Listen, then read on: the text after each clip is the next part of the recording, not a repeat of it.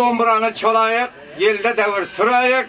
Boysun otağını körüyapsızlar bugün yerimizi yekimiz termayit kursan kılayık.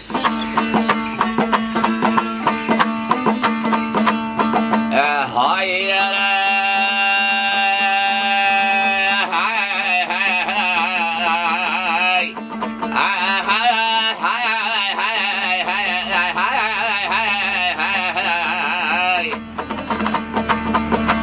Hayır, köngüllerim bugün yende hoşlandı. Domburalar kolga yende üçlendi. Akalarım oylanmay karsak çalınar Surxondaryo boysunda bugün bayram başlandı.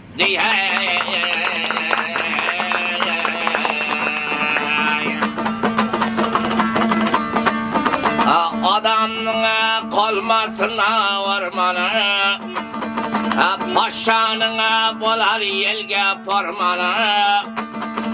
Basıldı da Surxondaryoga muhtaram prezidentimning qadamı.